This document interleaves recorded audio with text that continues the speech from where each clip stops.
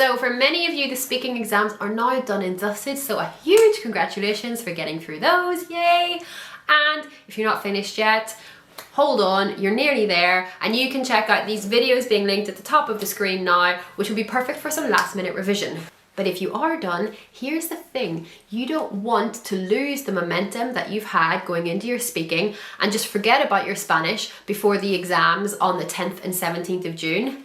Absolutely not. That would be a terrible idea. So these weekly videos are going to continue, and it's going to be the perfect way to help you chip away at your Spanish revision, and so that by the time the exams do come around, you're going to feel super confident and ready to go. If you haven't already, hit that subscribe button so that every Tuesday you'll get a reminder to do a quick 20 minutes of Spanish revision, even when you're busy with all of your other subjects. And if you want an extra boost, then sign up to the mailing list, and every weekend you will get a free quiz straight to your inbox, which will be the perfect way to do some extra practice without really even having to think about it. We are going to keep the momentum going and get straight into today's topic, which is sports and physical activities. Vámonos!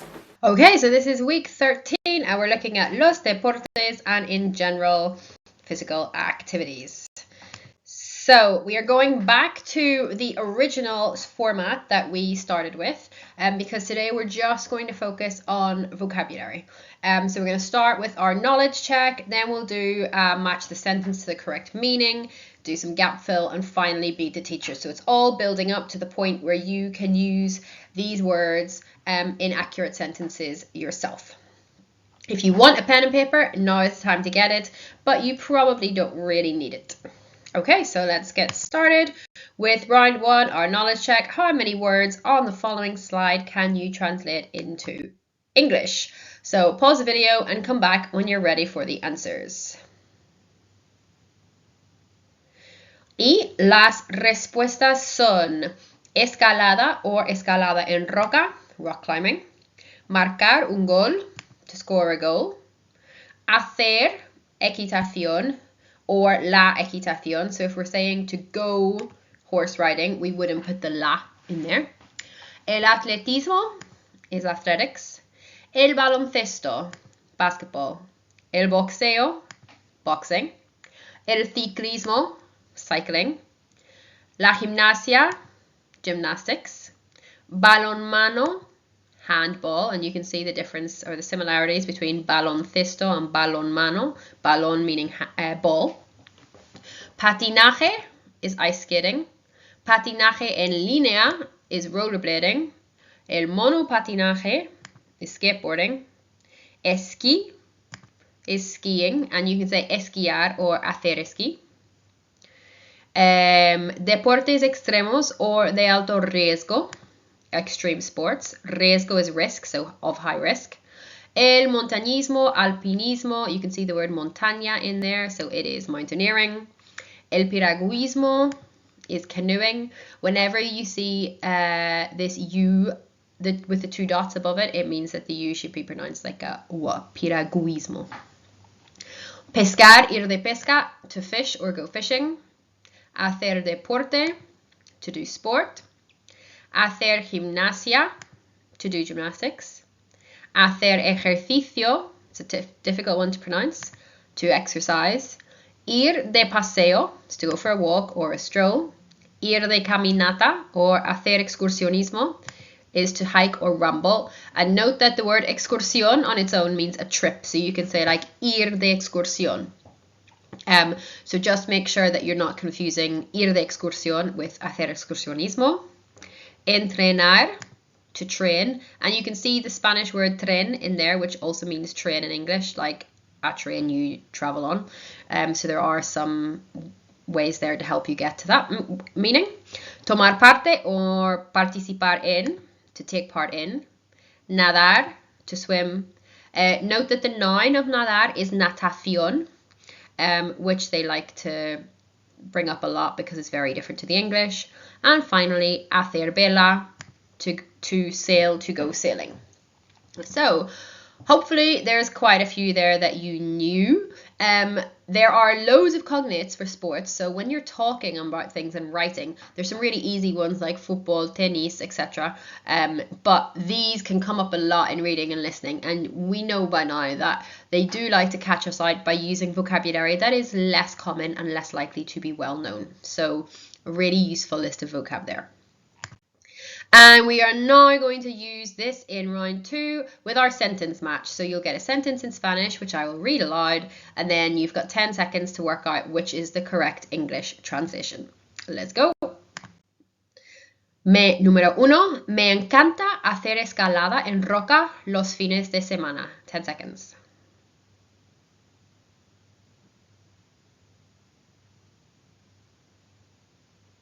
And that is, I love going rock climbing at the weekends. Could just be hacer escalada. Don't necessarily need the en roca. Número 2. Ayer marqué un gol en el partido de fútbol.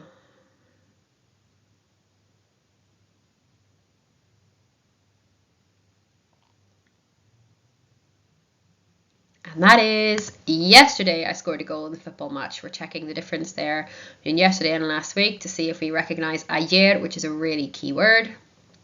3. Mi hermana juega al baloncesto en su tiempo libre. 10 seconds.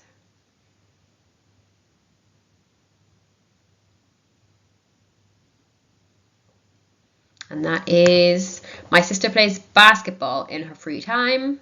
4. Vamos a hacer vela si hace buen tiempo.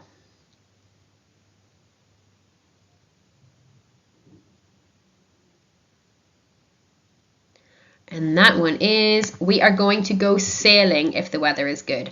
And this si hace buen tiempo is a really nice phrase that you could also just learn. Using a si clause can help increase the complexity of your work when writing and speaking. 5. Prefiero hacer gimnasia que nadar.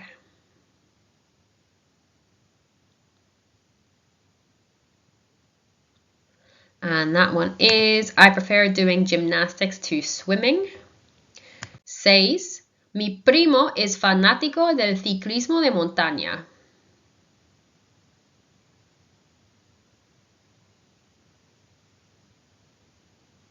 And that one is, my cousin is a fan of mountain biking, ciclismo biking. We can see the link there clearly. 7. El sábado vamos a entrenar en el gimnasio.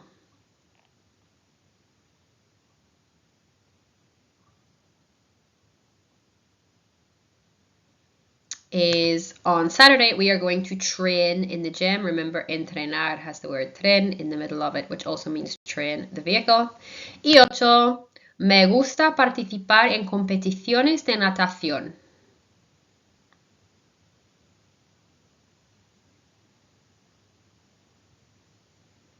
And that is, I like participating in swimming competitions.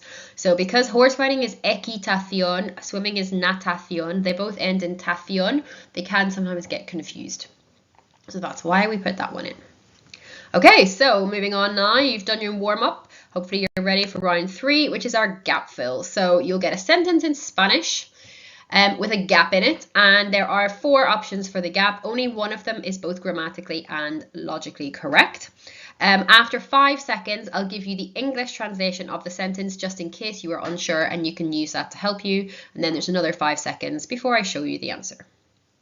So, siempre jugamos al en el polideportivo. 5 seconds. And the English.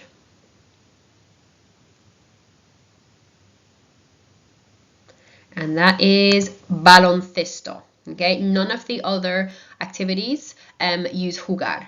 So that is why baloncesto has to be the correct answer. Número 2. A mi abuela le gusta ir de los domingos.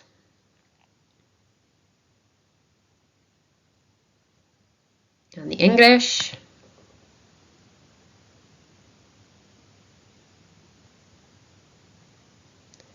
And that is, a mi abuela le gusta ir de paseo los domingos. So again, paseo is the only word there that can be used with ir de. So my grandma likes going walking on Sundays.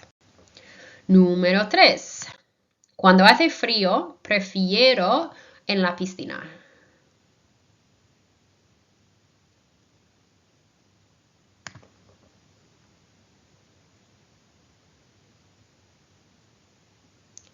And that is prefiero nadar en la piscina. Technically, grammatically, they all fit, but you're not going to fish in the swimming pool. You're not going to go ice skating in the swimming pool. You're not going to do gymnastics. Well, you're unlikely to do gymnastics in the pool, so it has to be nadar. I prefer swimming in the pool. 4. Vamos a en la montaña este verano.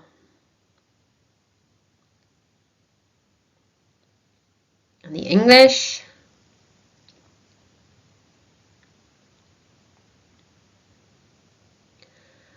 Okay, and that is ir de caminata. So entrenar to train, hacer vela to sail, hacer piragüismo to go canoeing. The only one that fits here is to go hiking or rambling, ir de caminata. 5. Mi amigo quiere something para el maratón.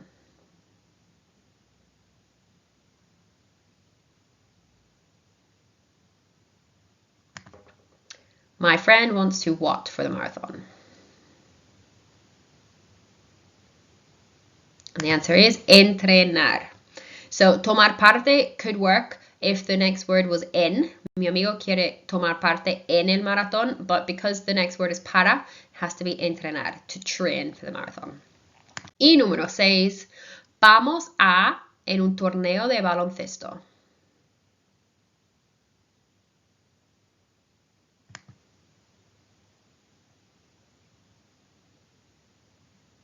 And that is vamos a tomar parte en. So just what I was saying before, when en is the preposition that follows the gap, then tomar parte fits perfectly. So we are going to take part in a basketball tournament. Torneo is another good word to know linked to sports. 7. ¿Te gustaría en el lago este verano?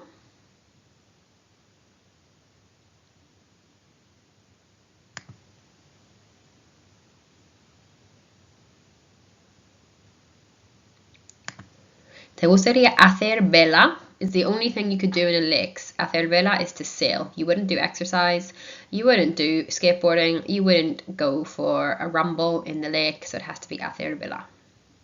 All right, so that's our gap fill done. Moving on to our final round, beat the teacher. So can you translate the sentence before the answer appears on the screen? These go in pairs, so questions 1 and 2 are very closely linked. First one you translate from Spanish to English, second one from English to Spanish. Let's go. Me encanta hacer ciclismo en verano. 10 seconds.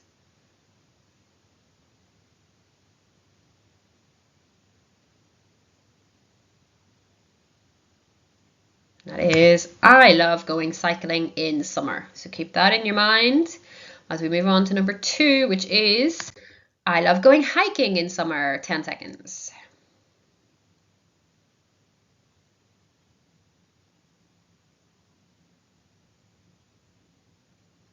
And your answer should be, me encanta ir de caminata en verano. Okay, question 3. Mi hermana sabe hacer monopatinaje muy bien. 10 seconds.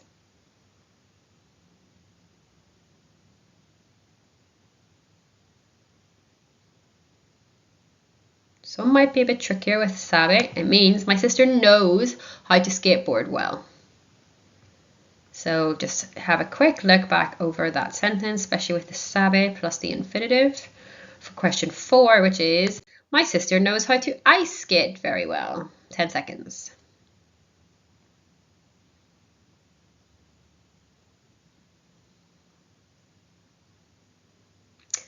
Mi hermana sabe hacer patinaje muy bien. Okay, so hacer patinaje being ice skating. And the last pair of sentences, 5. Participé en una competición de escalada el sábado pasado. 10 seconds.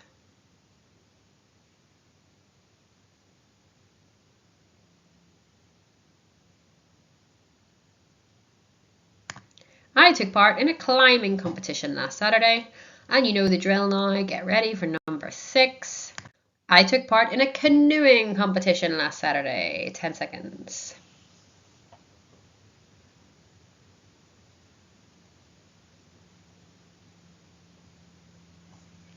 And that should be, Participé en una competición de piragüismo el sábado pasado. Piragüismo is quite a tricky word, so well done if you remembered it. And that's it. So final challenge to you this week. If you want some feedback on how you use these words, then write 3 sentences using as many of the words as possible from this week's vocab list and share them in the comments so I can see them, read them, and correct if you need it. So really well done for sticking with your Spanish revision, even when I know it feels like there are a million other things going on at the minute. But I promise you, this consistency, showing up every week for even just 20 minutes will make such a huge difference by the time you get to those exam papers in June. The Quizlet set for this week's vocab is linked in the description below. And also remember, there is the mailing list for the weekly quiz. If you want one less thing to think about, then get yourself signed up for that. And thank you so much for watching this video. You really are doing such an amazing job with your Spanish revision.